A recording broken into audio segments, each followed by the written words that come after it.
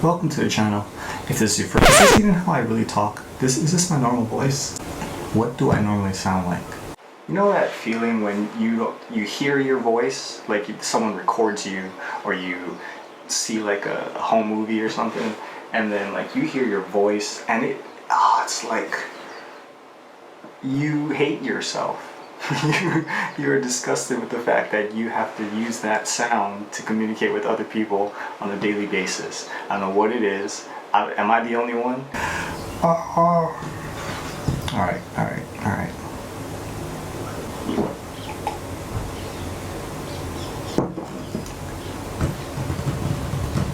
Okay.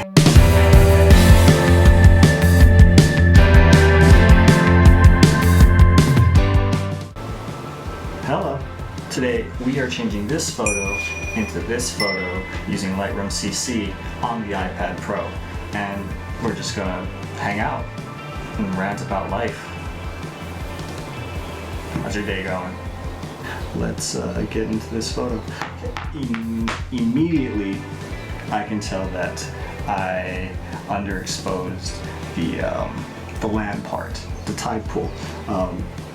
And I underexposed that to compensate for how bright the sky and the ocean was compared to how the mountain was. And I would always suggest underexposing rather than overexposing, because you can get things back from dark, but you can't really.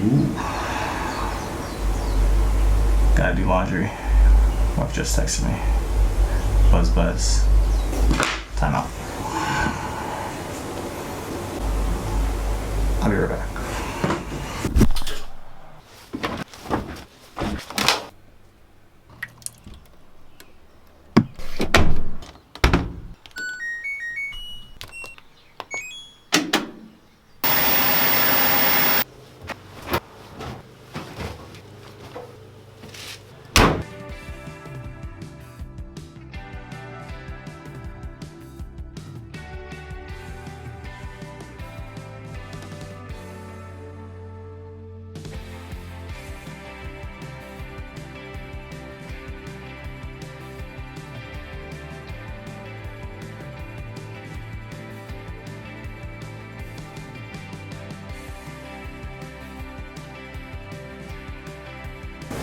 Okay, so what we're going to do first is I'm going to apply a mask. So it kind of acts like a graduated filter. Basically everything in the red that you see there is going to be affected by the filter. And then at this point, it's really just experimenting. What is your eye? What is your eye like? What do you see? What do you envision when you want this photo done? So I know I don't want it that dark, so I'm gonna bring up the exposure up a lot. Actually, let's see what it looks like if I pull it up 4 stops. That's a lot. I'm gonna move this, lift it up a little bit.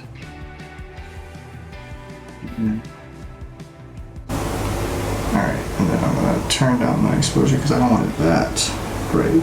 What I really want to focus in on is this tide pool, because that's where all the color, all the interest is, and then the lighthouse that's in the background. But for that we use the brush, and we just bring up the layer around that. And I like it right about there. That's pretty much all I wanted to do with this filter right now. What I'm going to do next is I'm going to create another mask for the ocean and sky side. And now that's just going to affect that side. What I want to do there is I want to bring down the exposure for that. I don't want it so bright. I want to take out some of those highlights so that I get more definition in the clouds. I'm going to take a brush. Make it feather a lot. Big brush.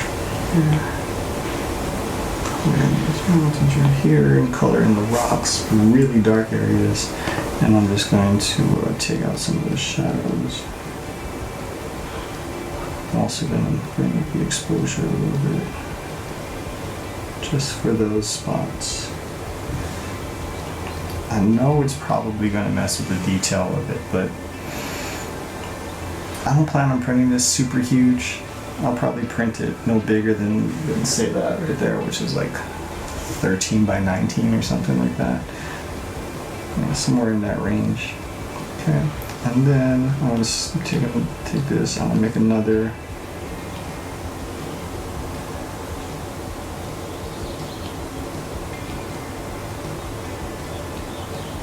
Take this, and I'm just going to put that right on top of the lighthouse. Just keep bringing up the lighthouse just a little bit, bring the highlights over the lighthouse. You probably won't see, like, we probably can't tell the difference, but just so I know that I'm bringing a little bit more attention to that spot. I don't know, it makes me feel better. Okay, so we've lightened up the mountainside, we've brightened up pretty much all of the important areas. So what we're going to do now is we're going to edit the photo as a whole. So not in any masks or anything, we're just going to edit the whole photo as it is. So I'm going to bring up the exposure of the entire thing very slightly because I've already messed with the exposure a lot through the different masks. So I don't want to do too much with that. Okay, I'm going to adjust the contrast a little bit here. But not too much because after we work with these sliders, I'm going to go in to the curves, and through the curves I'm going to adjust, you know, you'll see. Okay. So let's see, contrast, and again, just it's what your eye likes. You know, what the way I end up editing this photo might be completely different than what you would want to do. I mean, one big thing is I'm not going to replace the sky. Like, some people would see this photo and be like, man, this photo would look really good with like a big sunset sort of scene, but I mean, that's not what happened, so I'm not going to change it. That's just personal preference. But yeah, anyway, back to the photo. It's what you like. Follow your eye. Okay, highlights, I'm going to bring them down a little bit. Shadows, I'm not going to, maybe less than 9, maybe like 6, 7, that's cool. Then I'm going to leave that. I'm going to bring up the S-curve now. When you tap this little squiggly line on the top right side of the box, this grid will pop up. This line is your curve. What I like to do is I like to bring up the far ends, the deep blacks and the bright whites. I like to adjust it just slightly because there's no such thing as like a pure white in nature. There's no such thing as a pure black in nature. It's always a slightly grayed version or whatever it is. It's never pure anything. So I like to adjust that just a little bit.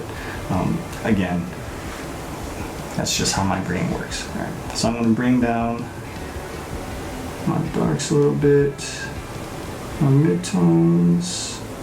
Let's see, I like it right about there. And my highlights, that's too much, right about there. I like that.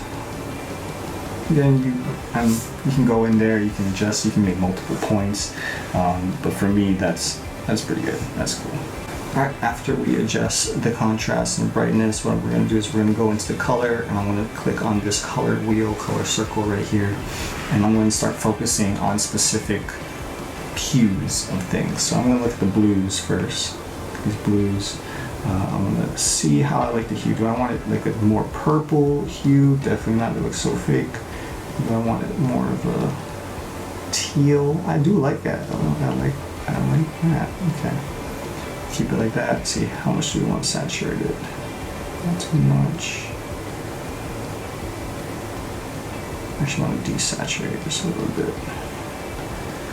And then you can adjust the luminance here. That's on the far end, that's on the deep end. Okay, now we're going to go down to the cyan. We're going to adjust the blues a little bit more. So what I'm going to do is I'm going to bring the hue a little bit closer to the green side. I'm going to saturate this a little bit more. So again, with those blues, I kind of desaturated it. With the cyan, I'm going to cayenne. Oh, cayenne is a spice. Cyan. So So the cyan, I'm going to bring it up a little bit. And that's about it. That's all I really want to do with the colors here. Okay, the effects. I really like the clarity tool, but you can get a little carried away with it. So I'm going to stop at about 15. I'm going to dehaze it just a little bit. There you go, about 10. And dehaze is about 10. No vignette for this. I don't really want to bring focus to any one particular spot. Next thing that you're going to want to look at is the optics. You're going to want to enable lens corrections just to see what it does. If it's a wide angle lens, it might adjust for that bowing. It might brighten things up, kind of like you see here. So it is something that you might want to do at some point throughout the editing process. I do it at the end just so I can see like how dramatic it looks, and then I adjust accordingly. So this is it without. This is it with. I do like it with the corrections, but everything is a little bit too bright for me now.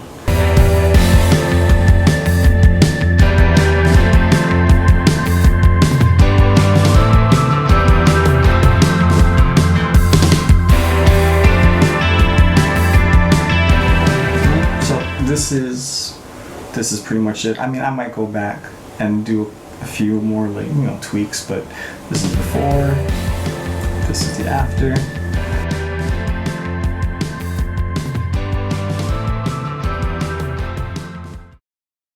I'm sure there's a lot of people out there that can do this better than me, but I'm really happy with the result. You know what's been on my mind a lot this week? The idea of fear. Not even because of all of this like coronavirus stuff. It's more of the it's just thinking about the future. The sort of thing, fear is like a friend. Like it just wants to protect you.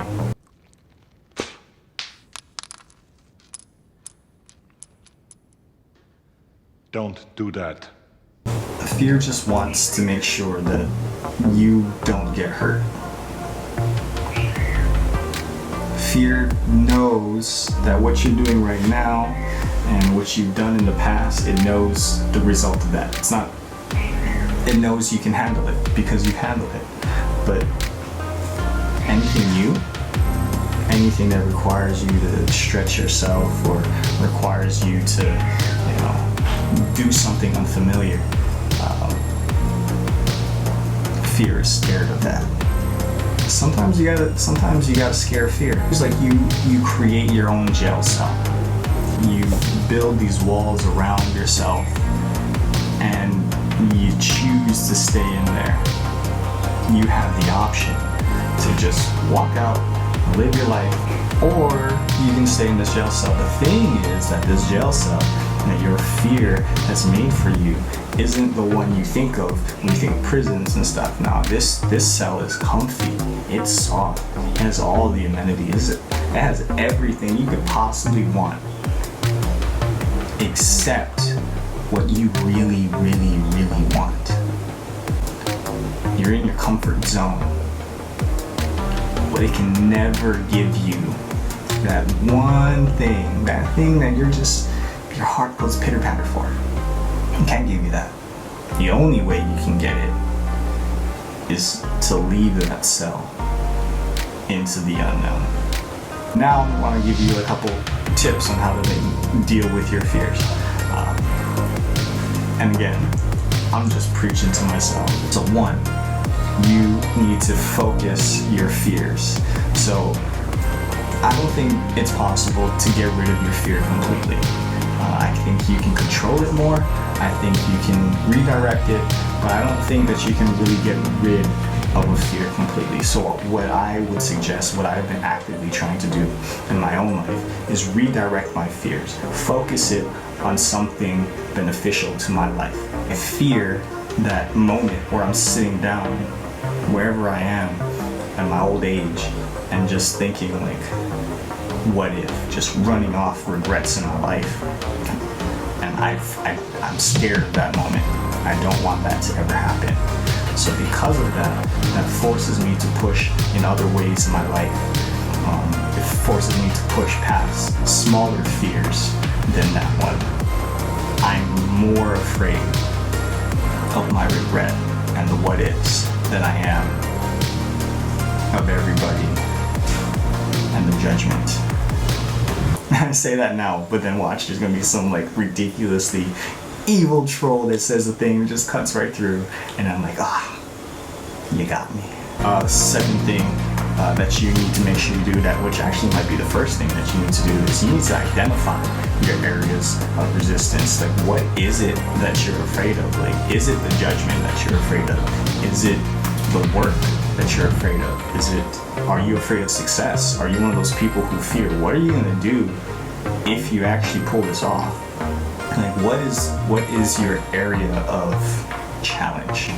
And once you know that, then you can address it accordingly. So yeah, this probably should have been step one. And then the last one is kind of the easiest, yet actually the scariest, and it's shock therapy. It's getting out and doing the Nike thing and just doing it. Okay, well, we edited the photo. That came out nice. Here it is. We talked a little bit about life and fear and how to overcome it. Hope you enjoyed that. I don't know if you're here for that kind of content. You might have just left right after we were done with the photo, but those of you that stayed and listened to me ramble on, I really appreciate it. It helps me out a lot. And if you're out there and you feel the same way and you have tips, or you have thoughts that you want to express about whatever it is we talked about in the video, leave a comment below. I really appreciate you guys taking the time out of your day to even let me be a part of it. But you're here watching this video, and I really appreciate it. And if you found any value in it, go ahead and subscribe here, or like the video, or leave a comment. That's all I have for you today. May you be happy, healthy, and at ease. May you be peaceful and free. Thanks.